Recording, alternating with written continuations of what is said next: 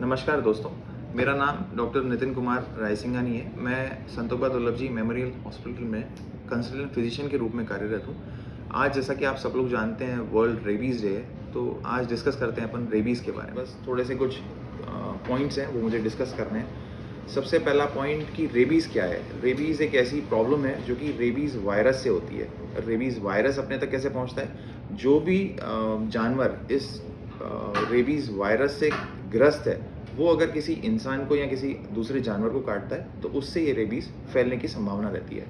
दूसरे पॉइंट पे बात करूँ तो दूसरा पॉइंट ये है कि इसमें अपन कैसे आगे अप्रोच करें। जैसे मान लीजिए कोई अपने पास आता है, प्रेज़ेंट करता है। जैसे कोई कल हमारे पास एक पेशेंट आया, उसने बोला कि सर मुझे एक डॉग ने बाइट कर लिया, मैं अपने रास्ते जा रहा था, सडनली मुझे एक डॉग ने बाइट कर लिया।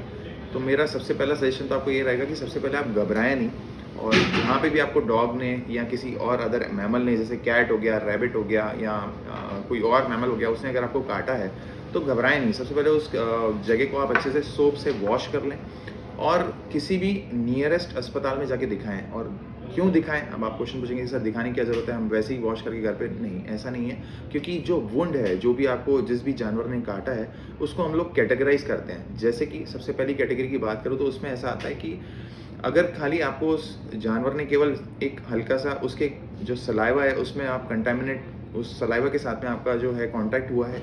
दूसरा कैटेगरी रहता है कि जस्ट एक स्क्रैच मार्क है, थोड़ा हल्का सा उसने खाली दांत अड़ाया है। तीसरे टाइप का जो कैटेगरी रहता है वो रहता है बहुत ही डीप वुंड है। अब इसमें आपको निजी अस्पताल जाने की क्या आवश्यकता है? उसमें निजी अस्पताल जाने की ये आवश्यकता है कि अगर तो खाली आप सलाइवा के कांटेक्ट में आए हो, अगर हमको लगता है बीइंग अ डॉक्टर कि भाई वहाँ पर कोई ज़रूरत नहीं है वैक्सीन की, तो हम आपको डॉग को वॉच रखने के लिए बोल सकते हैं कि 10 दिन में उस डॉग में क्या चेंजेस आए।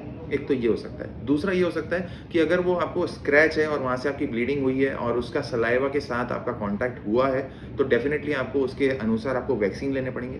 और जो तीसरी कैटेगरी की मैं बात करूँ, जो कि डीप वुंड्स रहते हैं, तो उसमें ट्रीटमेंट थोड़ा सा एक अलग टाइप का इस तरीके से होता है। जैसे एक तो जो वुंड है उस पे भी हम लोग इम्यूनोग्लोबुलिन्स लगाते हैं या देते हैं और अप्लाई करते हैं, और दूसरा जो है वैक्सीन जो है वो भी देते हैं। तो ये इस तरीके से कैटेगराइज है, इसलिए आपको नियरेस्ट अस्पताल में जाने की ज़रूरत है। अब मेरे से कल एक मेरे यहाँ के कलीग हैं, मेरे यहाँ के रिप्रेजेंटेटिव्स हैं, जिन्होंने मेरे से कल क्वेश्चन पुट अप किया था कि सर आजकल जो सिनेरियो है, डेफिनेटली कोविड के बाद ये सिनेरियो काफ़ी बड़ा है। ये सिनेरियो इस तरीके का कि आजकल एनिमल लवर्स जो हैं वो हम काफ़ी देख रहे हैं, और मैं भी इस बात को मानता हूँ कि ठीक है, रहने चाहिए, डेफिनेटली उनकी भी केयर होनी चाहिए, उन जानवरों की, उनको भी लवर्स नहीं छोड़ देना चाहिए। पर साइड बाय साइड ये भी एक चीज़ है कि उनका भी वैक्सीनेशन प्रॉपर टाइम पे होना चाहिए, उनकी भी वुंड केयर प्रॉपर टाइम पे होनी चाहिए, ताकि उनसे भी किसी को प्रॉब्लम ना हो।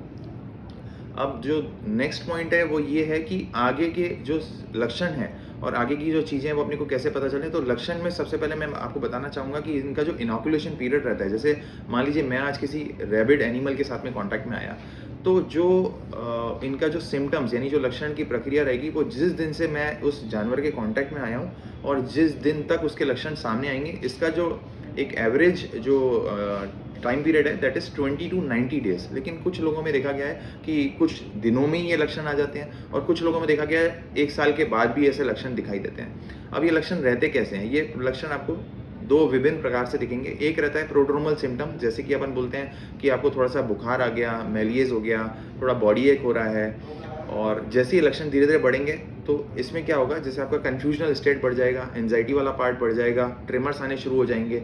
अब जो रेबीज़ वाला जो अपना फेज़ है वो 2 तरीके का फेज़ रहता है, एक एन्केफेलाइटिक फेज़ रहता है, एक पैरालिटिक फेज़ रहता है। तो एन्केफेलाइटिक फेज़ में बेसिकली कन्फ्यूजन होना, एजिटेशन होना, एंजाइटी होना, किसी बात को समझ में ना आना, झटके आ जाना चारों लिम्स में, और अलग अलग तरीके की बातें करना, तो ये तो रहता है एन्केफेलाइटिस फेज़ में। अब पैरालिटिक फेज़ की बात करूँ तो डायरेक्टली मसल वीकनेस हो जाएगी आदमी को, जिसको भी रैबिट एनिमल ने काटा है उसको बिल्कुल वीकनेस हो जाएगी, चारों लिम्ब उसके लुस्ट पड़ जाएंगे, और एकदम चारों लिम्ब में कोई वीकनेस, कोई ताकत नहीं रहेगी, एकदम वीक रहेगा पेशेंट, पैरालिटिक हो जाएगा। तो मेरा आपसे केवल यही निवेदन है इस वीडियो के माध्यम से कि आप जैसे भी आपको कोई डॉग, रैट या फिर कैट, इस तरीके के कोई जानवर अगर गलती से आपको काट लेते हैं, तो आप नियरेस्ट कोई भी निजी अस्पताल में जाके किसी भी फिजिशियन से जाके कांटेक्ट करें, और कोई नहीं मिलता तो हम तो आपके लिए कभी भी अवेलेबल हैं, तो हमारे पास आएँ और हमसे आके बात करें।